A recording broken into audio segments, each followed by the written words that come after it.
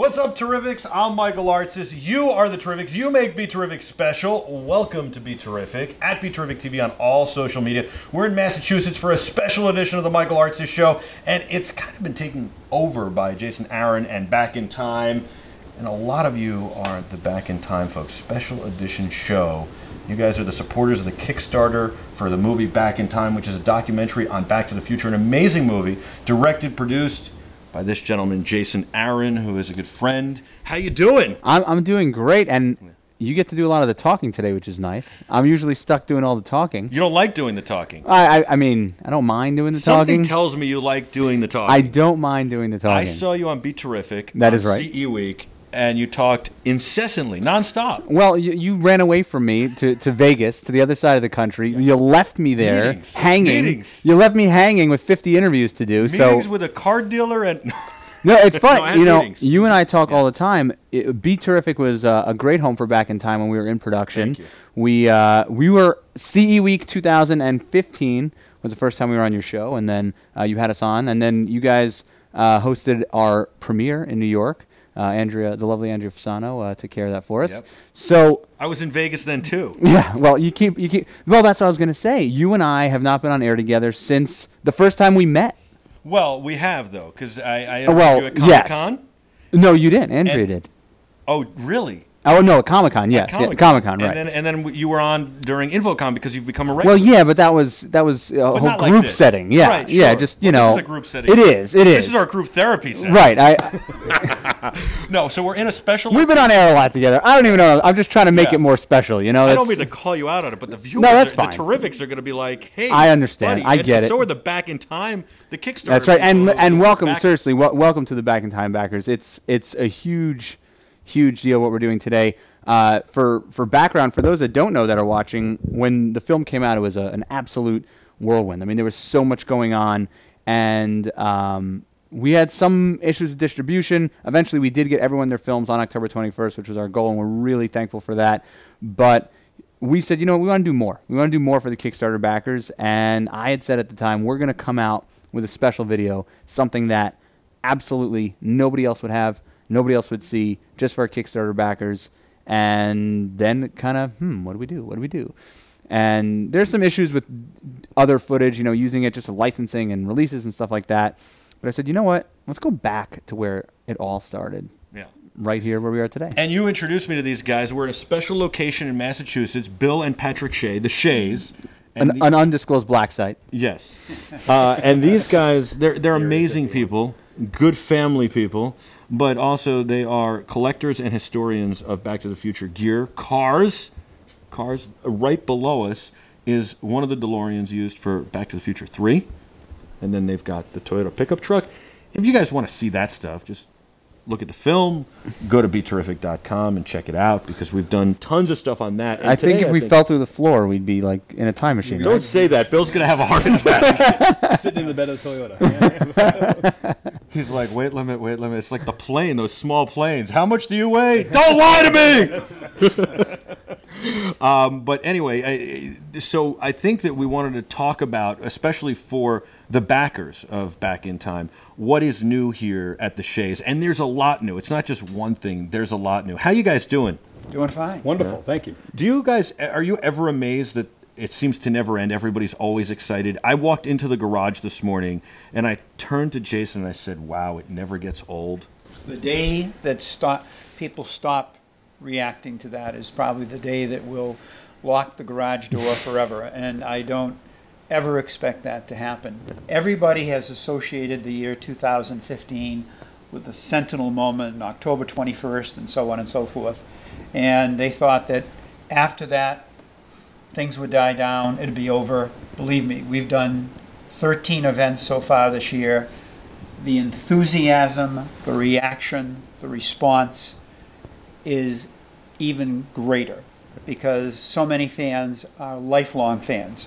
The date is a date, but it'll never end. It's pretty amazing. I know that the first movie I watched with my son, and we didn't watch the whole thing, was Back to the Future 2, which is my favorite. And we drove past a gas station that had a DeLorean in it months, maybe a year and a half later. He's 3. And he said, "What's that?" And I said, "That's a DeLorean." And he goes, "No, Daddy, it's a time machine." So yeah, so Was it a Jack Texaco, was on top of it. It was a I don't know what it was. Oh, it should have been a Texaco Texaco. Would have been perfect. great. Yeah. Yeah. Yeah, you're absolutely right. I mean, I've been here. We talked this morning. I've been here 6 or 7 times. I've lost count. I've officially lost count. Yeah. And people don't get it. This is the Mecca. I'm putting it out there. There is not a bigger Back to the Future museum than right here in undisclosed Black Site, Massachusetts. Yeah. I mean, this is it. And I've been here so many times, but you're right. You walk in, and I mean, a lot of the stuff, this guitar is sitting right behind us. A little plug to Back in Time, of course. We auctioned this guitar off for Back in Time, and I couldn't be happier where it ended up, but I hadn't seen it. I actually signed that guitar with, my cohorts, Louis Krubich and Lee Leshin, the other producers of this film, on the back. I think it's been signed by a couple other people. Well, since. so this was signed the night of our premiere. Is this the guitar? No. Okay. This is not. This a reproduction I'll of the tell guitar? you. So Gibson worked with us for Back in Time. We wanted to do something for the Michael J. Fox Foundation. Gibson gave us this guitar. So shout out to them. This is a $4,500 guitar, and they gave it to us. Wow. With the knowledge of what we wanted to do with it. Right, of course. So we had it signed, and then after the premiere, Don Full Mayor Goldie Wilson, a good friend, hi Don, he signed it here, and Bob Gale signed it here. And after that, I never saw this guitar again until today. It's got a couple other signatures. Yes. So Claudia Wells. Right. So Claudia, Huey Lewis, Alan Silvestri signed it. Leah Thompson, Michael J. Fox, Christopher Lloyd, and of course Michael J. Fox. And wow. Yeah, there are only 2 guitars like this in the world. One, we were lucky enough Back in Time to be in London last year, where they had the largest cast reunion of Back to the Future ever. They put 15 cast members from the original film on stage, and we had a panel right before them, which I mean, in the ride, that was probably the craziest experience. But they signed the guitar there backstage, all of them, and they auctioned that off for the Fox Foundation. And then this is the other one. And they're a little bit different. There were a couple of people there who aren't on here, and then there are a couple of people on here. Huey Lewis wasn't in London. And so I usually don't care how much you paid for something, but this is a $4,500 guitar signed by all these wonderful people, and it's for charity. You bought it from the auction, I imagine. I did indeed. I bid Okay. competitively, and I was the winning bidder. So let me ask you, how much did you donate to the Team Fox that night? Now, my wife is going to see this. No, nobody's actually watching. Absolutely. the camera's on? I can honestly say that I have a very understanding wife. We've been married 50-plus years. Congratulations. And she also pays for my therapy, so that helps too. But when all was said and done, in my mind, the bottom line is I was going to own it. Yes. There was nothing that was going to prevent me. I was the underbidder on the previous one. So That's the right. previous one brought about $24,000. That was a London. Yeah, Sure. the one in London. And this one brought less than half that, and it means twice as much to me. I would think, because you were in the film, so was Patrick. Absolutely. And I mean, this guitar was a steal, and timing was everything. I mean, there was a lot of press around the London event. This was a few months later, so I'm sure a lot of the people who had drove up the price on that, and the eventual winner wasn't a bidder on this. the event where those guys in the film, where those guys recreate the entire, scene and show people the movie, like the entire town and everything. Right. Different event. Yeah. I'm just asking. That was Secret Cinema. Yeah, Secret Cinema. Is that something that still goes on? Because I would love to see that, and I think it's the most asked question I get from viewers about that. So Secret Cinema, they were around for years before the Back to the Future thing. But what happened is that event was so big that Not they so got secret anymore. right. They had so much international press on that people from around the world knew who Secret Cinema was. And then and this is just a testament to how big Back to the Future is, because as things go, that happened. Then they did Star Wars after. I mean, not exactly a small franchise, and sort of went under the radar. I'm on their mailing list now because I was in London for that, and they continue to do great events, but they're just They're not small Back to the things. Future. Yeah, they're small things in London that. Did you guys never got a chance to go to that? Were you there? I was at Secret Cinema. What was that like? So here, I'll give this back before I ruin it. And by the way, I only brought up that guitar just to say, like, That's amazing. I've held that. I signed that guitar, but seeing that today was like, oh. You didn't answer the question, though. Is that the replica of what Marty used in the movie? Similar. Okay. Yeah. Very similar. Yeah. All right. 1959 model. Yeah. All right. Secret Cinema was one of the craziest experiences that we filmed for Back in Time. it was on a huge plot of like open grass that they had used in the Olympics originally. I think it was either part of Olympic Village or behind Olympic Village, whatever. It was sort of the end of London that nobody really hangs out. And they used the space as like a rental space. So if there, I mean, imagine there was like a music festival or something like that. That's where it would be. It seems so big to me. I thought, man, it must take weeks to set this up. Well, what's crazy is they had issues. They opened late because they had some construction issues and permit issues. And Sure. Apparently in London, if you have, the structures are permanent. They consider them permanent structures. So the building code, I mean, all this stuff that was going on. And it delayed their opening a little bit. But it was. I mean, I've been to the real Hill Valley. I've been on the Universal Backlot. So, I mean, in comparison, it's probably 4 to 5 times the size of that, because the lawn in LA, you could probably put maybe 200 people on the lawn if everyone was sitting down and you packed it in. They had 3,000 people on the lawn had every a lot night. More people they had to Yeah. Sold out every night. Yeah, so it was it an awesome experience? It was unreal. Now, we went 3 nights in a row. So, like by the third night, I was, all right. Did we get that shot? Let's pack it in. Right. Are we good? Did we get everything? Eating the same food but every did you night, try and whatever. soak it in a little? Well, it was. I believe it might have been Lee's idea or one of the producers at Secret Cinema. We did not bring cameras the first night. Okay. We had decided to go as guests and enjoy it and get the experience. Exactly. I like that. And Lee had some friends in London that he brought with him. So I think it was the 4 of us. We were just there. Show up with like 40 people. Yeah, like, hey, hi, this is the West End. All right, how about for you guys? You guys were on the your car was on the Jimmy Kimmel show. What was that experience like surrounding, Future Day, and was that the best moment for you? It'll be tough to top that one. The fact that we had Michael J. Fox and Christopher Lloyd in the car. Now, from what I understand, and I believe this to be true, the last time that they were together in character in a time machine was when they were filming back in '89, right? So to have them together in character in a car, that was ours, it'll be very, very difficult to top that. And they were wonderful, humble, great to talk to. And Kimmel's people told me that Christopher Lloyd no longer remembered how to drive stick, and you had to teach him. I didn't have to teach him how to drive a stick because the car was never running on stage. The car was pushed out onto stage by the ninjas, is what they had called them. 2 guys dressed in all black, and they were stage guys that were dressed in black and literally pushed the car out on. But what I did have to teach Christopher Lloyd to do was how to actually drive the car out onto the stage, because it was a bit technical, because they had to come from a very narrow backstage area out onto the stage in complete darkness except for all the smoke and lights and flashing, and he had to come out at a certain angle and stop it at a very specific point to make sure that the camera was set up properly. Well, during the rehearsal, I did a lot of that driving, and of course they ran through the rehearsal 35 or so times between the 2 days that we were there. So I had done that drive probably about 30 times. So when it came time for Christopher Lloyd to do it and learn how to do it, they said, "You're going to teach him how to do it." So here's my son talking to Doc Brown, who built the car, teaching him how to drive the car. Which is exactly what I said to him. I said, it seems a little strange for me to be telling Doc Brown how to drive a car that he built. And of course he laughed about that and thought it was funny. And to have that experience with them, and then to have Michael J. Fox and Christopher Lloyd sitting together in the car laughing, just interacting together, just the 2 of them. It was like they were alone in the car, and they were like revisiting some things. They were reading their script, looking at each other and laughing. It was insane. Excellent. Really, really awesome stuff. I want to hear more stories. We're going to take a quick break. We're going to come back. We're going to hear more stories from the entire experience and about these props that you guys have now collected, and we're going to find out what is new. We'll hear more from you too, Jason. I bet that's going to happen. We'll be back with a whole lot more. This special edition of the Michael Artsis Show on BeTerrific right after this. Stay with us.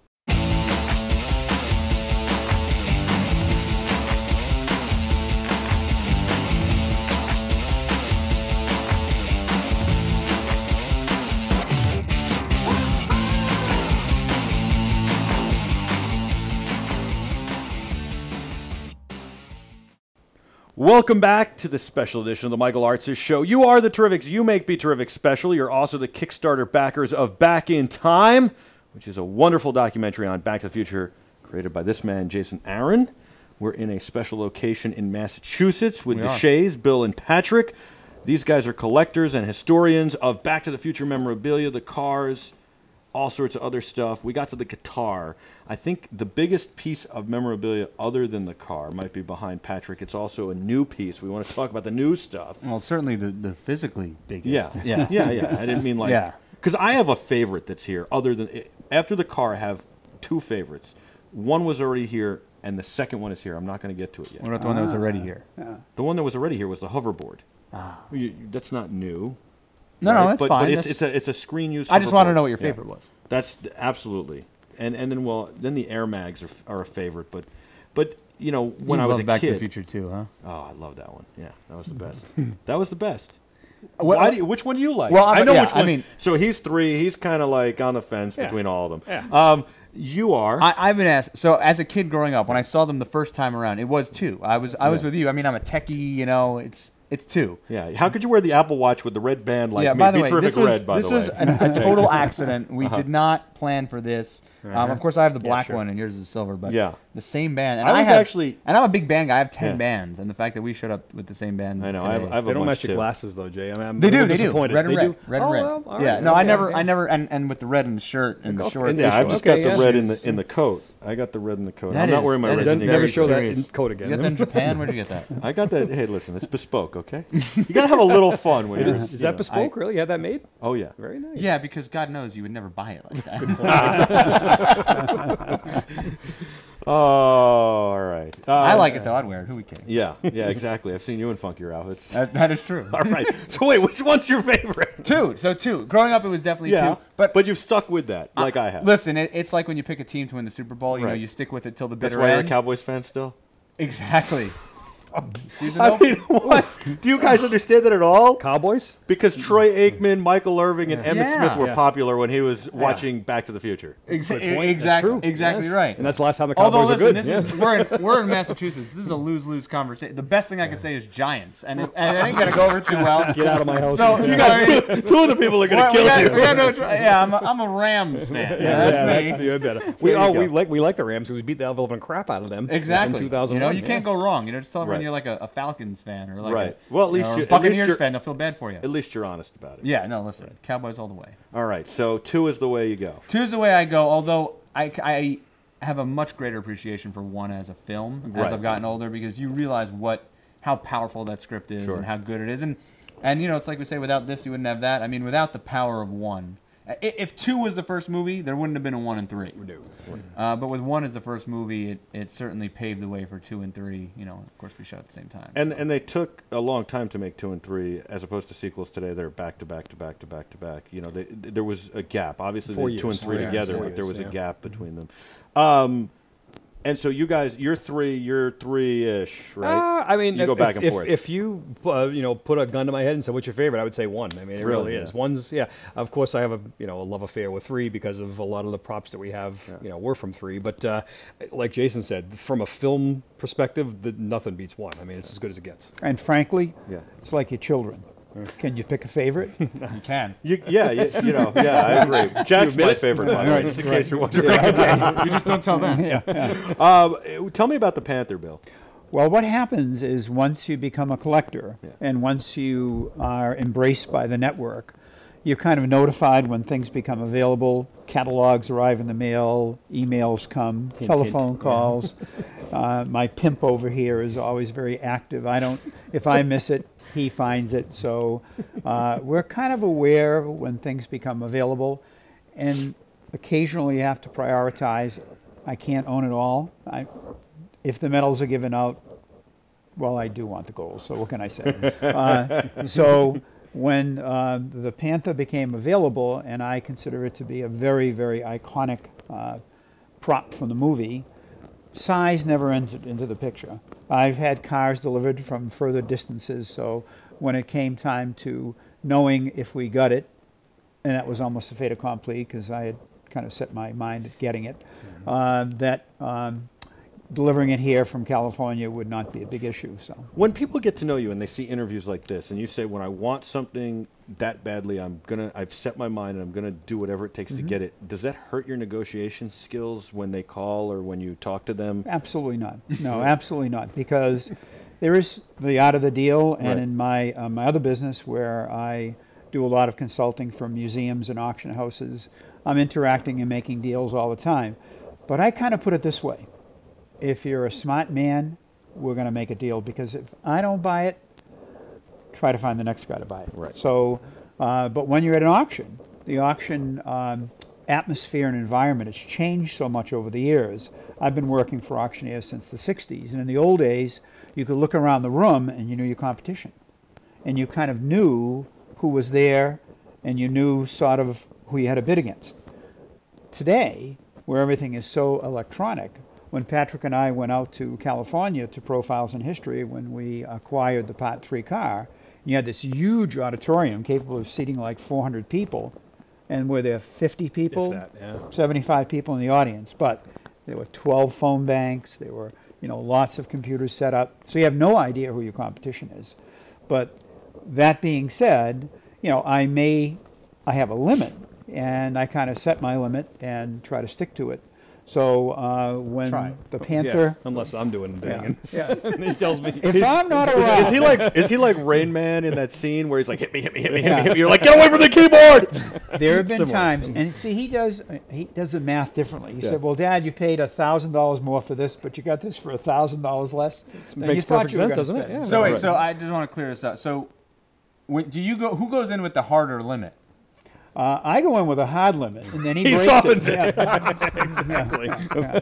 But he has the more important job, and that is convincing his mother that we should have it. Oh, by the way. Very Yeah, yeah. understanding. Yeah. Oh, by the way, we need to take over another garage and the attic in the garage. Yeah. Oh, by the So, way. so the Panther was up, says Desi DeSantos, and he's become very good friends, and kind of keeps us in the loop. And Jeff, his partner as well, Jeff Castillo. Yeah, absolutely. Fine. I mean, I've never encountered more professional people. They're awesome. Love the field, and so that actually is an inducement for me. If there's a lot of professionalism associated with it, that the service associated with the entire deal, that's before, during, and after, is going to be done well.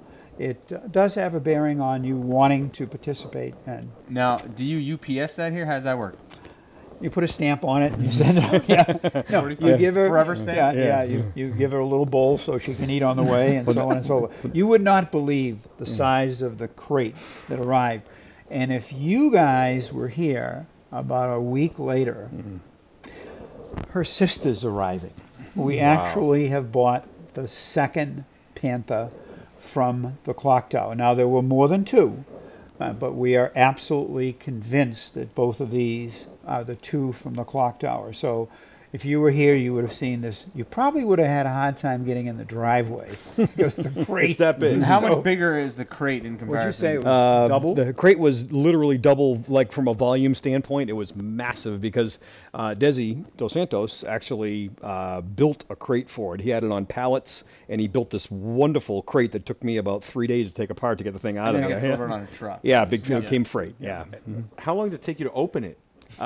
Literally, well, I took the top off and decided that it was going to take me a few days to get the rest of it apart. So I said, enough of that. And you knew what it was. It took me a while. You yeah. weren't like, gee, is that the Panther? Yeah, like, we weren't take sure. the towels out Yeah, on we can Amazon. tell. Yeah, right. Do you ever? You got to figure shipping into it too, right? When gotta you're do like, it. hey, I'm going to pay $1,000 for that.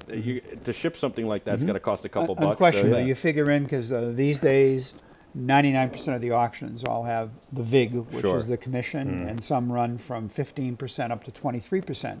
So I'm still a realist. I still work very hard every day of the week with what I do, but this is sort of my reward, and I know that my son shares the passion, and my wife tolerates it, so it works out well. Is there still stuff to collect? Is there still stuff out there? Is there something that you're really yearning after? Oh, Patrick, eyes lit up. Well, there's one thing that I know that Dad, it wouldn't matter what it cost because it would be something that it wouldn't matter. Yeah, and that would be. I'm spending his inheritance. Yeah, well, There- that's there I look at it from that Yeah. perspective for sure. But one item that at some point, hopefully, they'll come up for auction. I've heard that it will, and I haven't heard anything more about it. But there's not one of the, but the original hood box that was on our Part 3 screen used car, which is owned by Planet Hollywood now. I've heard a few times that it's going to be coming up for auction at some point. Now, it's been a couple of years since, but that will be one thing that, if it came up for auction, he would own it. Now, that was in the Hawaii Planet Correct. Hollywood that's been closed now for years. So it's just still sitting on the ceiling. Apparently, it's in storage somewhere. Yeah, Planet Hollywood storage. They took, because they had the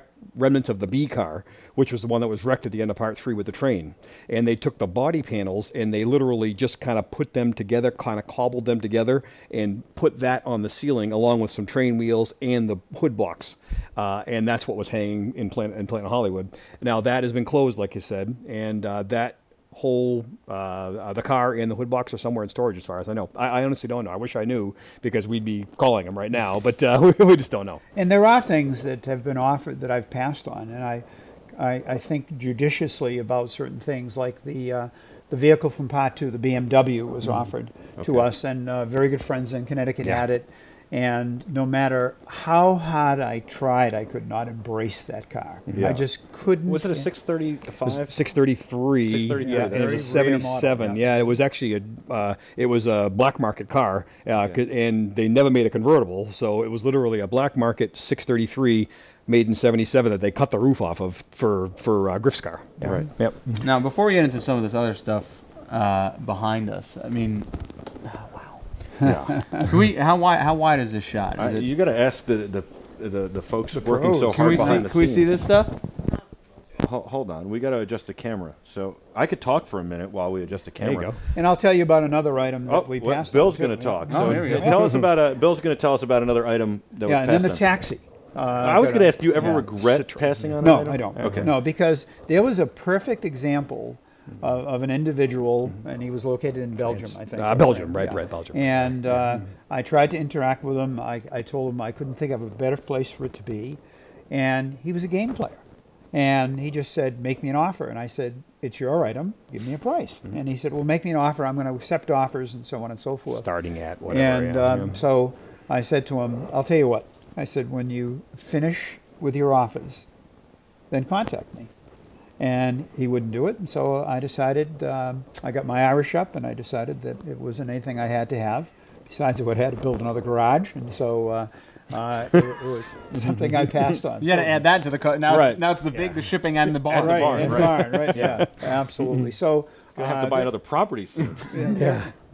which we did. Already did that. Right, I'm saying another Yeah, property. right. So I can be tempered, but certainly the motivation that my son gives me, and the idea that when people come, there's always something new to see. And I've been in a lot of museums, and they kind of have the same things all the time, and you go once and you don't have to go back.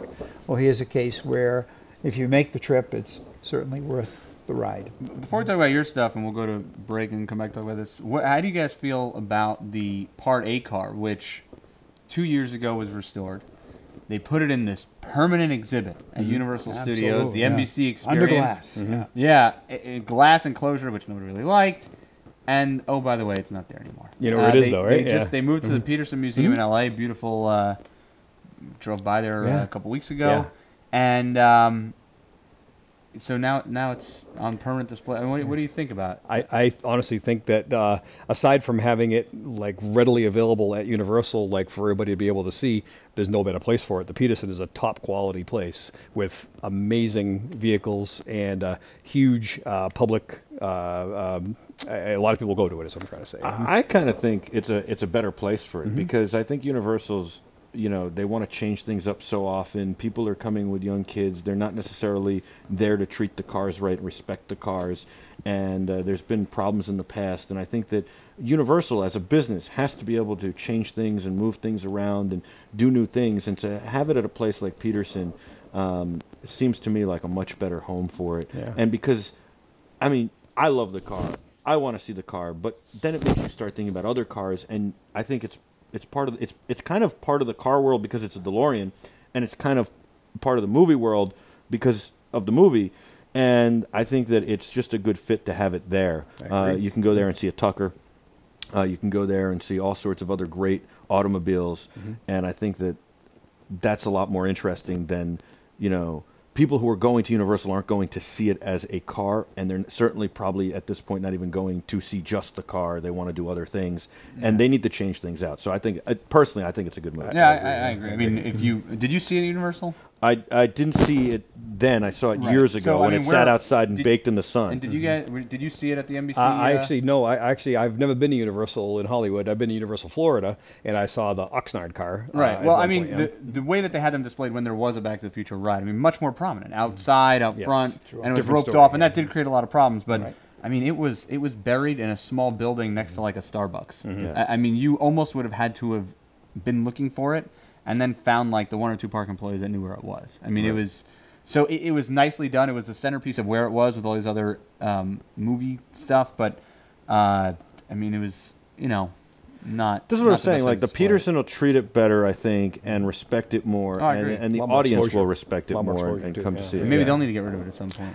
And ship it over here. Really? Wow, wow. Would that be like the Holy Grail? Oh, that would be the Holy Grail, all right. It would. Yeah. I mean, especially to have. Yeah. That would I would think so. Especially if you then had 2. Would you have 2 cars then? Yeah. I mean, Yeah. and the truck. I can honestly say we've been in touch with them. Really? Well, Yes, give me a but- call. We'll come back up here when it Yeah. arrives. We want to be here when it It's arrives. more like they wanted the Part 3 car out there. That's what they wanted. So On loan. yeah, on Yeah. loan. It would actually we'd be going back because it was there on loan already at one Right. point. Yeah. Around 2000, right? Yeah. Wow. Maybe you Wow. can make them a deal like we'll loan it to you and then If you ship sell us us- back both. Yeah. Right. Yeah.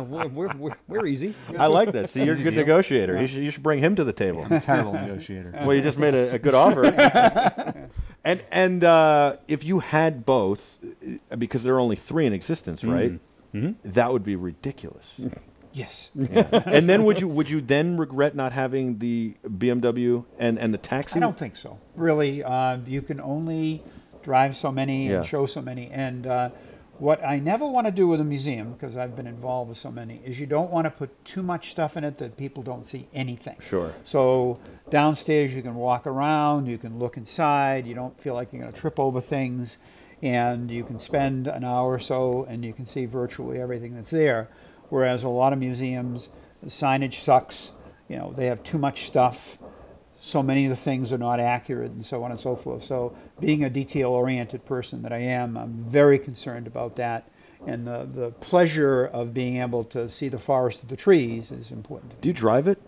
We drive the Part 1 car to appearances all the time, anywhere between here and Boston, 50 miles away.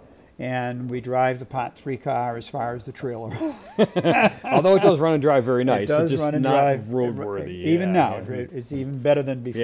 Yeah. We got it tuned up. It's running like a clock. So All right. We'll For take a 100 quick feet or break. so. We're going to get back into all this stuff that's behind us and then into the newest you got stuff. the time. We got the time. We're not out of time yet. Okay. We'll be back right after this with a whole lot more what you did there. on the Michael Artsis Show on BeTerrific. Special edition show here in Massachusetts at the Sheas with Jason Aron from Back in Time. We'll be back right after this. Stay with us.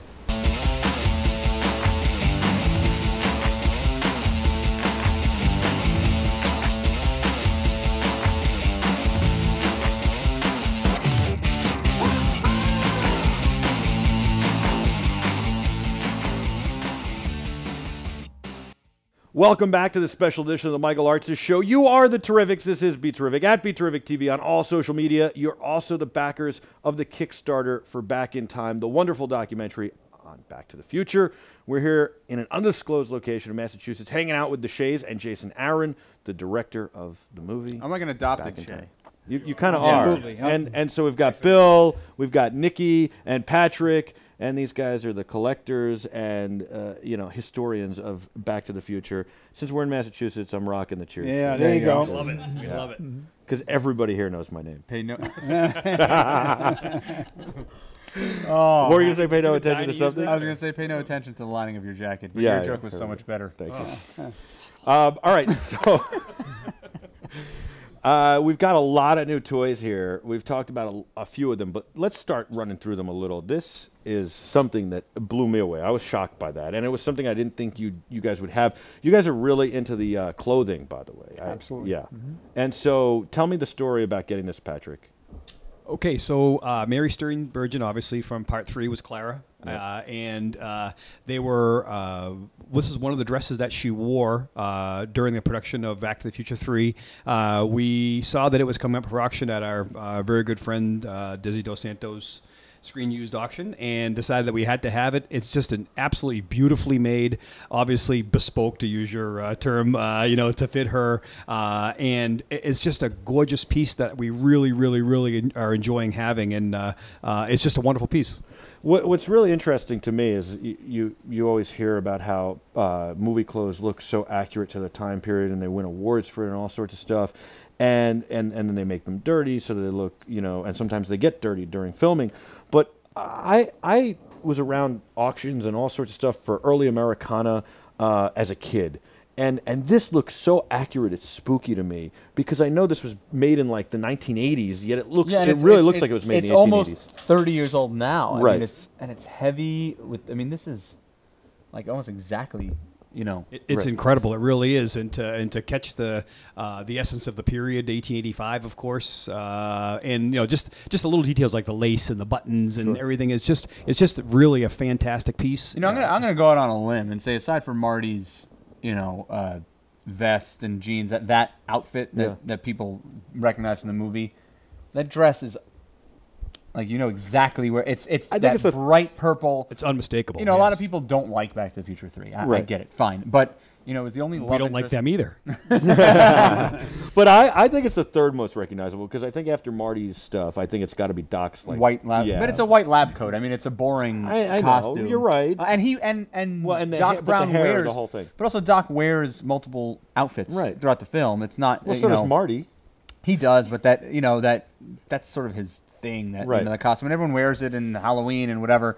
I mean, that bright purple dress that really just sticks out for one character's signature outfit, and she's hanging off the train and the dress rips, and I mean, it's and they make this, as you said, bespoke, as I said before, and they make this, but in the 1980s, if they make something for somebody in the movie that's bespoke, it's a little bit different. But this was made back in the 1800s, it would have been bespoke too. Right. Correct. That's exactly right. They're one-offs. And there's a few other items in the collection that we have. We can show another jacket if you like. I can get up and get another jacket that we can talk about. Yeah, give the microphone to me. Okay, great. And that's why we've switched to the stick mic, so you guys can kind of move around. Right next to it. I mean, you see this shirt, and of course that is the Clint Eastwood shirt right next to it that Marty wears in Part 3, and. It's an amazing, just amazing detail with the fringes hanging off and the atomic signs all over it, which obviously is a nod to what Back to the Future is all about. But I don't know, if I wore that to a Halloween party, I don't know that people would go Back to the Future. Recognize it. It doesn't scream. Now, this jacket that Patrick's holding, I remember the first time I saw this, and you guys played games with me as you would, and you said, "What is that?" And I didn't know. You had no idea what this was? I didn't know. Wow. And in context, and I still didn't really. I was like, oh, What's amazing is that it's creatures really from the leather. lagoon, and that, And the thing about this, I wanted to kind of compare that to Mary Steenburgen's dress. This is literally a piece of material that they probably would have been in a big roll, and they laid it out flat, and they put quilted lining in it, and they cut it to fit. Obviously Tom Wilson for Part 2, and it has weather stripping on it and this crazy green paint, and it's just another amazing costume. For those who haven't figured it out yet, this is Griff. Yes, so correct. Biff playing Griff, Tom Wilson playing Griff. Super, this is his jacket. Yep. Which, again, I mean, you talk about costumes, and it's like, what is Pretty that? amazing. And yet this one actually shows a lot of age and wear. And just like the self-adjusting jacket, these things deteriorate after a while. So we're glad they're in our hands, because How do you curators, keep them? I think you keep, whenever you have antiquities and collectibles, it's most important to avoid extremes. You avoid extremes of heat and cold, and of dry and wetness. So the room is always temperature controlled. I have dehumidifiers. It also requires an investment of your time that periodically you check it out. Sure. You look at it. You You want to make sure that there are no changes. And can you make repairs if something happens, or do you feel no, you can't touch this? If something happened to that, I believe that we could instrument some kind of a repair. I mean, that would just be gluing the Which is strips back exactly on. what we did with this one, because Right. a lot of that weather stripping was very brittle, or is very brittle, I should say, and a lot of it was literally separated, but it was a simple process of just literally gluing it back together, and that preserves it and prevents it from being damaged further. And I know that from cars, that weather stripping on cars like that, kind of after 20 years needs to be replaced. I was terrified holding that. I don't like holding things like this. It makes me nervous. I don't know why. I was going to break it. I thought I was going to break that. It's smaller than I thought, by the way. We're going to make you a lot more nervous. So give Nikki the mic. Now we're going to get into the reason why we came here today. Okay. We filmed you guys for the film about 2 summers ago, right? So right around now, 2 years ago. Yeah. So what you guys saw in Back in Time was filmed here 2 years ago. Amazing. It was about this hot. As it is today, close to 90. I did the ice bucket challenge for ALS right on the lawn outside because it was hot. You were a man. Yes. They think you're crazy when you come up here. I mean, Who's they? the Sheas, they think you're nuts. No, There's no thinking they're in about good it. We company. know. Yeah. Well, I mean, it's true, but yeah. But when deciding what to do, for this video, I knew some of the stuff that had been acquired since then. I mean, that's a long time ago. Right. And so now we're going to get some of it out here. All right, let's do it. So I think, let's start with the Holy Grail and work down. Okay. Start at the top. Yeah. So it's funny, when we met for the first time, so 3 years ago, Yes, indeed. where it all began. we had... You really don't want to do the big reveal? Oh, this is the big reveal. I know, but I mean, you don't want to save that for the end. That's the big reveal would be at the end. You really Is want that to what you start want? now? Yeah. I think. Okay. I mean, that's It's how you your keep hey, it's you your already, show. You already said we're in overtime. That's how you keep the people. All right, okay, on the fine. seat of Fine their- deal. All right, so we'll Yeah. start from the bottom and work up. So what do you want to start with? I mean, Point to something. it's better when Strawberry hits one in the 8th than when he hits one in the 1st. Strawberry. You haven't seen a baseball game in 30 years? I haven't. No. I'm hoping to catch one soon, though. Let's start with I don't know. How about the Doc's Easy Sleep? That's cool. The stuff at the bottom. Let's work our way up. I So think that's a good thing. that's all right. Fine. I'll play your silly games. Now this is a cool one for me because this is bring it in. This is this prop is almost like a throwaway in the movie. Okay. It happens so quickly. Right. I remember it though, because I'm into the gadgets. I'm Yeah. super into the gadgets. Elizabeth Shue, who Yeah. replaced Claudia Wells, she's asking too many questions, as most women do from time to time. I'm not going to touch that one. Are you? No, leaving Bill? that alone. Yes. His wife's sitting 2 feet away from him. We're going to let him hang himself? Do we have any technology for that? Rewind? I don't know. Never mind. So she's asking too many Yeah. questions, and Doc pulls out this thing and holds it up, and she falls asleep. Right. And I mean, for you got to love this. I mean, this is Yeah. one of the cool I do love technology things of And I Bob can't believe you Gale. just and put it in my hand and I took I it. know he's so afraid. Shaking, Wow. sweating profusely. Yeah. And it kind of reminds me, I kind of feel like Men in Black copied this with the Yes. memory thing. Yes. Yeah, the neuralizer. Thank you. I think this is awesome. And I think with all the props when I'm here, I find out that they're props. Yeah. That, So in the movie, these two things flipped up. Yes. Is this functioning? well, you can see like they're Yeah. I ain't gonna break it. Okay, that's for sure. So this partially functions at this point. Now Don't make 'em do it. This exact one. See, they made two of these. There was one that lit up and one that didn't. This one is the one that lit up, and sealed inside here are batteries that I only sure as need- heck I'm not going to tear are it apart. dead? Yes. Yeah, they only needed them to work in 1987, Exactly. you know? Yeah. 89, And then, of Well, course, no, this, they were shooting in 87. this weren't did they? 88? snap down, and then you push the button and it popped right up. But at this point, it needs a little bit of tweaking. So that's on my bucket list. Well, you're going to figure that out. He I will figures figure so this much out. stuff. Yes. Yes. They've If got- you could get that functioning again, Oh. that would be. He's got the process car downstairs functioning. I mean, how's he not going to get that functioning? I think we're in good shape with this one. I'm going to figure this one out. You're right. Where'd you get that? This was screen used. Screen used. Yeah. So Screen Use is Another a place auction. people can go to bid against you guys. Absolutely. Okay, Good Stop luck. talking about that. Yeah. right. I just wanted to point out that he brought that up. You know? Now, is the Futaba screen used? Because we're only gonna deal with some screen use stuff. The Futaba. Let me grab the yeah. So the Futaba remote control is indeed screen used. Now Now with you have that- another one, right? we have that you another bring one that to was built by appearances. our friend Bruce Coulomb in Florida. That's a prop. Very very nicely done prop. this I could touch. I've used remote controls before. I can handle this. So one of the cool things about this Futaba is now when we got it from a friend of ours in Germany who got it from someone from Universal. And this Futaba we believe to be screen used because it has this on the bottom. A property tag from Universal City Studios, which is exactly, or I should say very, very similar to the property tag that's on our truck. On our Part 3 car, I apologize. Wow. So when we got this, it did not have the speedometer or any of the other stuff on it. It was just the remote. We actually put this together to represent what it would look like in the movie. But we believe this to be screen used because the pieces that you see were on there, there were holes there for them. So it apparently was originally set up just like Doc's. And with the Universal City Studios property tag on the bottom, it's got to be. What's interesting about this and all the stuff that we're going to show now, you could build one. Yeah, if you're a fan, you've kind of seen it. I mean, this is it. Yeah.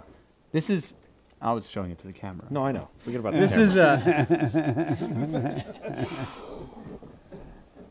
Can I toggle something? You do whatever you want. It's your show. Hey, I said, can I toggle? I want to toggle it too. I can't promise it's going to do anything, but... no, I don't need it to do anything. No. Oh, my God. We just crashed at the bar. Yeah, right. Michael. Get that rigged up. Poor Einstein. Imagine Bill would kill me. And we have another one that it's rare that I'm speechless. You notice this. yeah, and I am sweating like crazy all of a sudden. So I'm going to hand it back to Jason. It's now his responsibility. It is, yes, yeah. I actually have one just like this that I use for my drones. No, but not the one. No, a Futaba. It made in 2015. Yeah. Pardon my walk, but we have another one right here, actually brand new in the box. In the box. Wow. Is this the one from that you use at? Or there's one in here. There's one in here. Yeah, There's one brand spanking new, unused. Unused. Yep. Has this been vintage. opened? Yeah, it's Never. been opened. Oh, Yeah. you opened it? Oh, I did open it. Yes, I What did are you open gonna do it. with Oh, did I not make tell you sure about it's not that? a Or? brick? Just the way it is.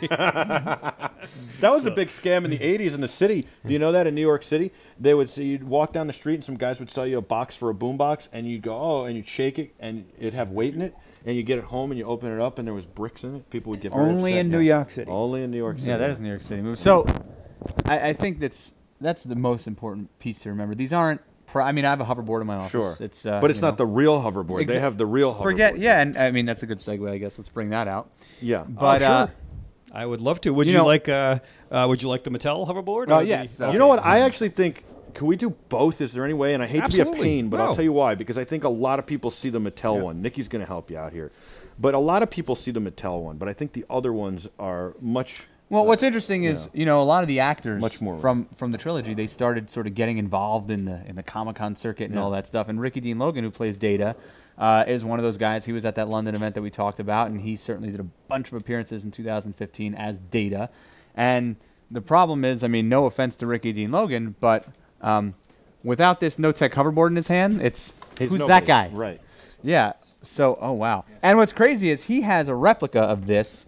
Well, Ricky, I got the real thing in my hand right now. And So, literally, Jay, if you don't mind me butting in here, this one is one of the ones that was used for the hover scenes because you could, as you realize now, it's heavy. Yeah. It's made out of wood, and you can see the holes where the cables came through, and that was what they would have used to have them flying It's in so the hover amazing scenes. when you think about it today because this would have been all green screen and would have been done a lot easier. Yeah. And yet they really had to work to well, get I these mean, for those scenes who and to make it look for good. those who've seen Back in Time, which is presumably everyone watching this, Back in what?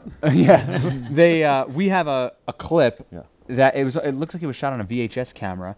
It was the stuntmen very early in production of Part 2 practicing those scenes like in one of the they said it was shot in like the backyard of one of the stunt guys. And you could sort of see how they rigged this and what they did to move these guys around. And So yeah, if I throw it, it floats, right? good thing we got carpet, right? Yeah, right. Yeah. I mean, this has this has so much weight to it, and for those who've researched how the hoverboard scenes, there were hoverboards made out of plastic and wood and all different things The for different Mattel one shots. is made out of like a kickboard Mm-hmm. material that I don't even think that they use kickboards anymore for kids. One wonderful segue, and now here's the production made Equipped with the hole that he rips out because it was with the like handles, a scooter handlebar, handlebar, exactly, Yep. yeah. So this is a production made for sure. Now, it's impossible to know if it was screen used or not because they made 20 or 25 of them. This one was sold by a property master that was part of Back to the Future, and we bought it from our very good friend Tom Silknitter, who is the ultimate BTTF guru. And you can see it's used, it's cracked, Yeah. and that was the way I wanted it, Right. because you know that it was there, and it has a wonderful pedigree, and we've been able to trace the history back to the Yeah, I mean, there's a right to there's a, production. there's a heck of a lot cooler than the, Hollywood costumes one that I Oh, yeah, this is amazing. All right, so we we're leave it. gonna let them have This those. is the second. That's the second screen used hoverboard Oh, I've wait, had my the, hands watch on. the guitar. As you know, when we interviewed Bob Gale for the second time, he brought one of his screen used hoverboards with him, and Oh, and he has one, I imagine. He's Bob. Yeah, no, it was a screen used one. and the data one is screen used as well. Absolutely. Yeah. Yeah. All right. So my favorite prop here, and that's new, I think, is something I really like, and I want to bring that out next, and that's the letter.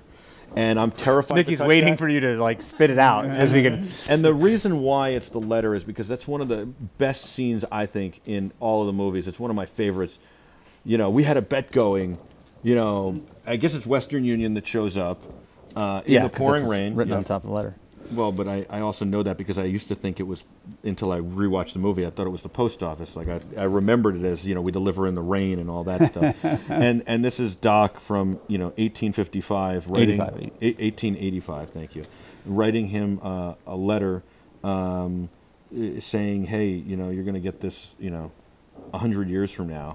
Super iconic part of the movie. We're at the end of part 2, as you mentioned, and it kind of segued into, obviously, to part 3, and it's just a really cool piece. It's certainly the screen-used piece with the weather and water damage. So this is the screen used piece. Unquestionably, yes. Wow. Yeah.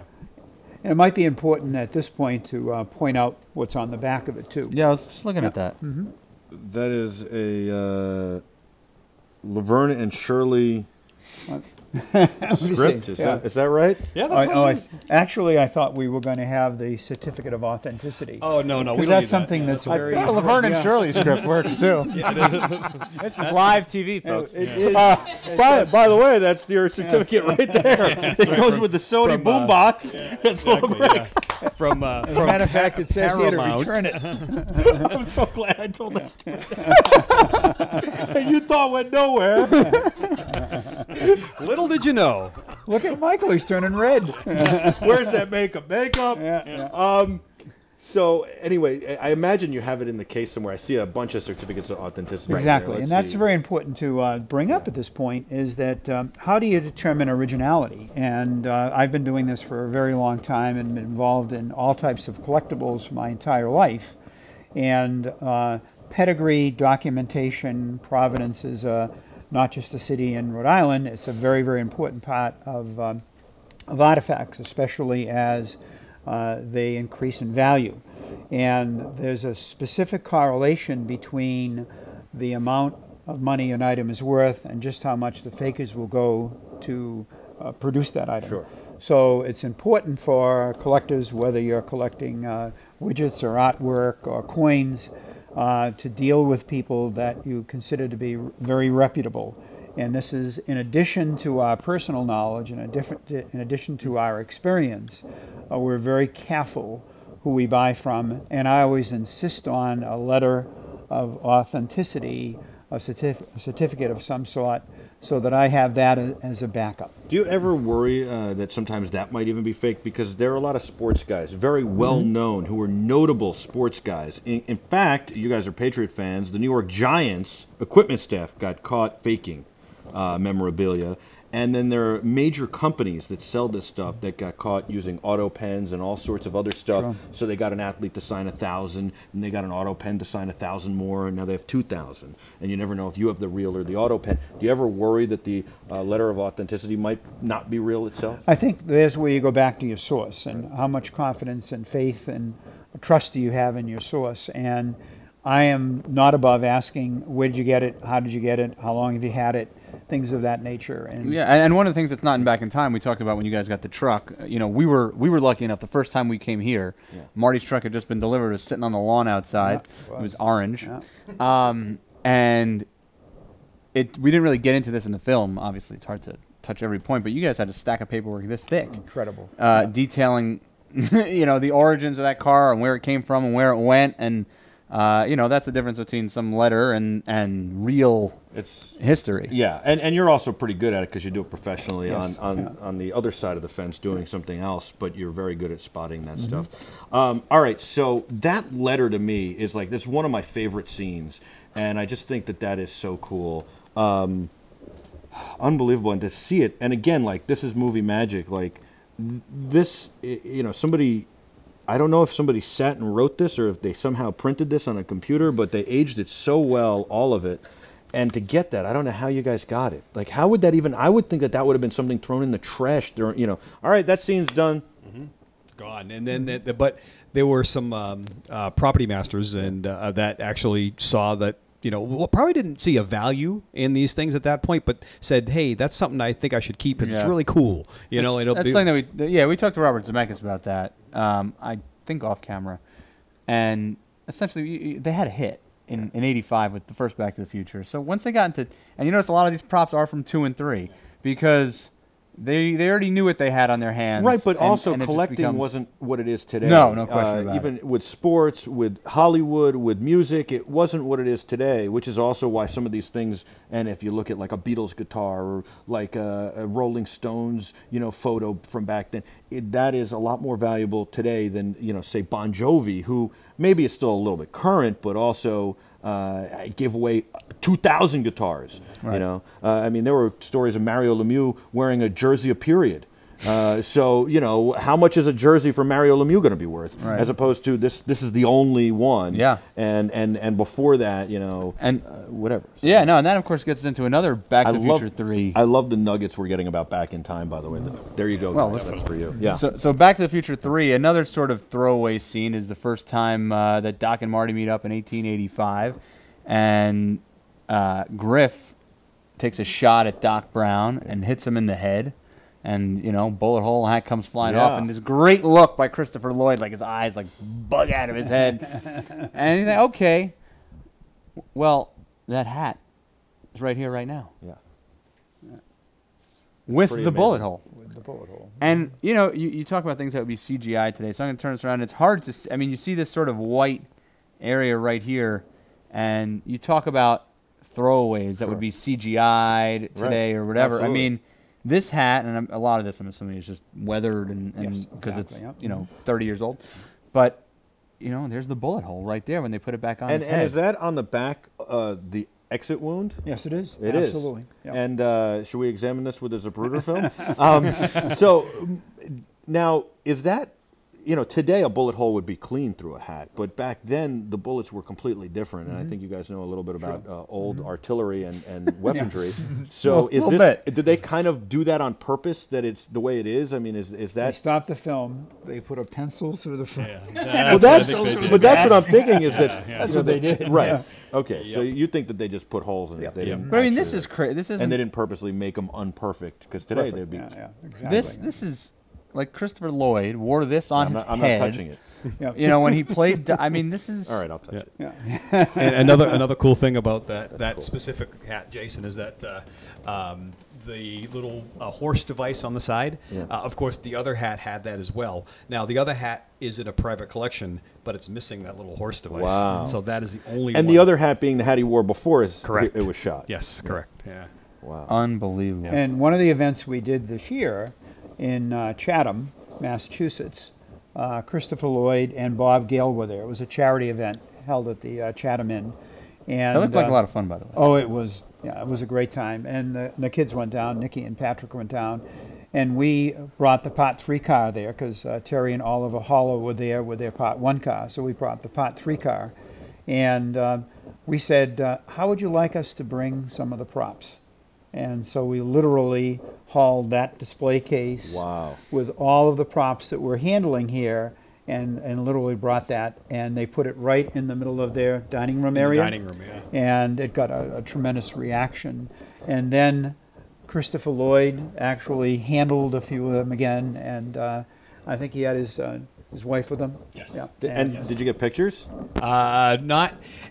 it was one of those things where we felt a little strange, doing that kind of stuff. Sure. It was, especially after Thursday night, because they were there. I don't want to say working, but kind of working until Thursday night, and then from then on, they You know what's on their so own nice time, about so. you guys is you're so respectful. Yes. And you're so relaxed about it. And there's very few things you've really even asked these guys, been around them several times now, to sign.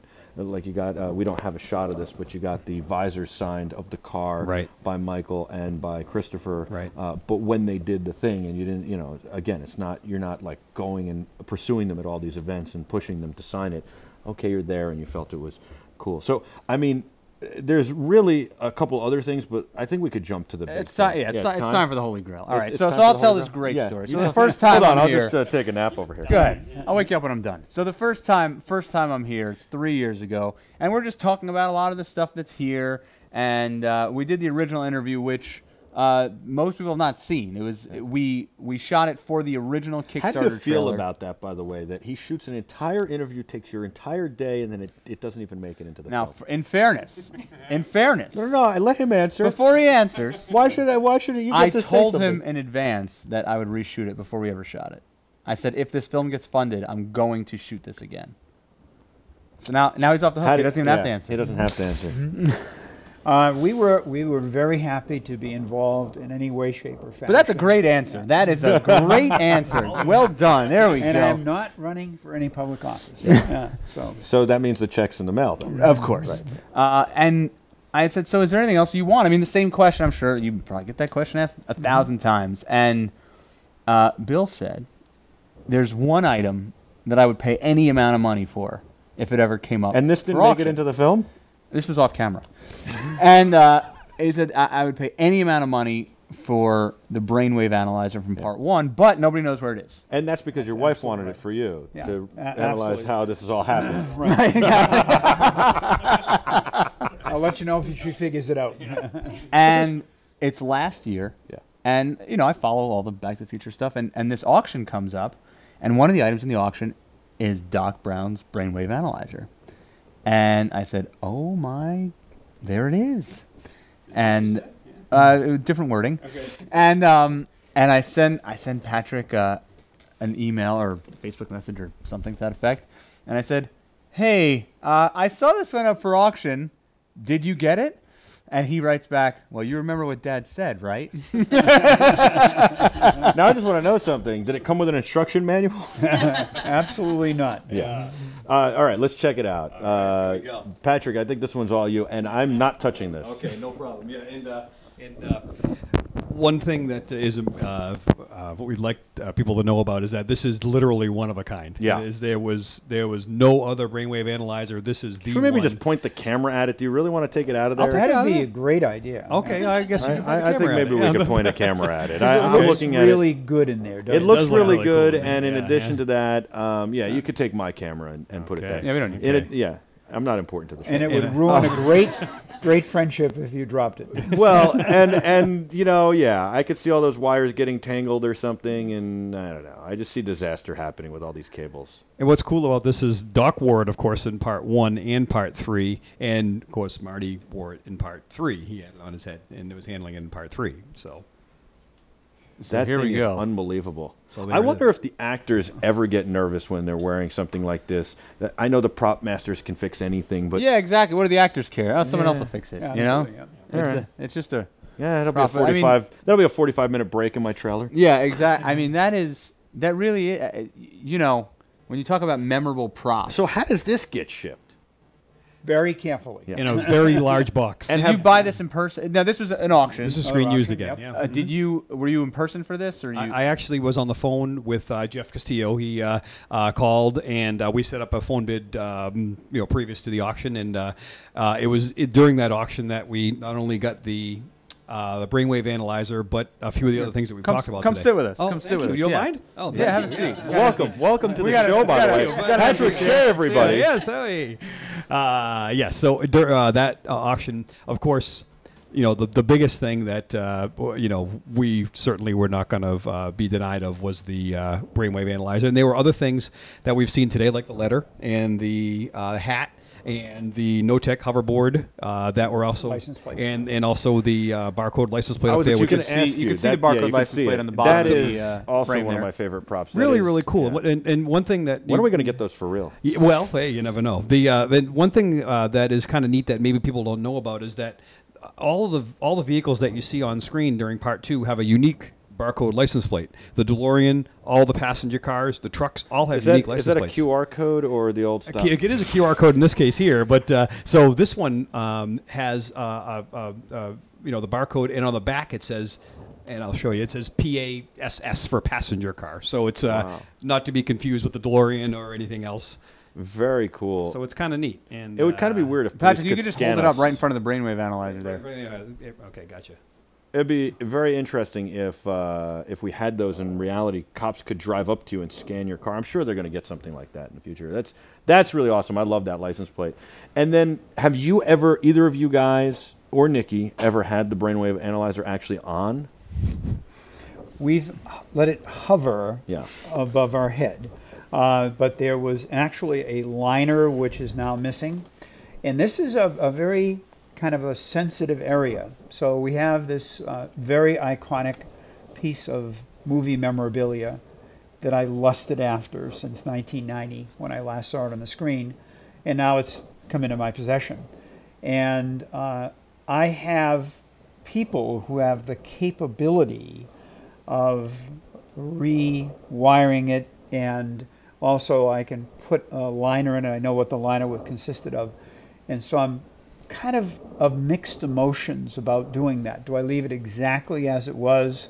The last person I talked to that had seen it was Kevin Pike, who built the car in Part 1 and actually built the mind-reading helmet.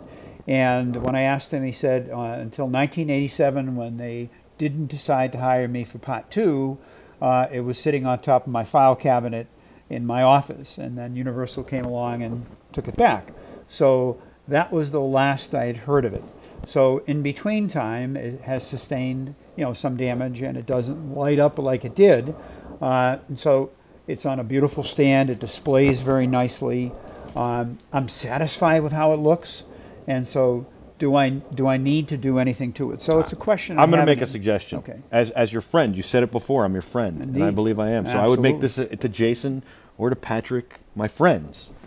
I think you don't touch it, and I think you make a replica that lights up and does all that you can take to shows with the car, because you know exactly what it looks like now. You can make an exact replica, maybe even with the guy who built it originally, because you know him, but don't touch that ever. Yeah. So take a few extra pictures, and when you finish the project, you let me know. Okay? Yeah, no Now, problem. Now, No problem. I'm good at logistics. As somebody said the other day, did you build that? I said, no, I oversaw it being built. Yeah. Now, of course, this was an auction, so it's public, and our viewers are probably dying to know, what did that cost? What did it cost? Because this is an interesting one, because I think, with movie cars, you could base them on other movie cars. There's always these lists, and it's like, oh, well, this car costs that. I mean, how do you price a brainwave analyzer? Before we say that, we should also say that you have the 928 from Risky Business. I do You have Johnny Carson's DeLorean. You've got some Steve McQueen motorcycles and a Mustang Highway Patrol, Florida State Trooper Highway Patrol car. Anything else that we haven't heard about recently? Well, we've got the process car, which you had seen before, but So now it's for those who want to watch the behind the scenes film that we did from here when we filmed the Sheas 2 years ago. Sure. And we were over at what city is Greg's that in? Restoration, Rutland.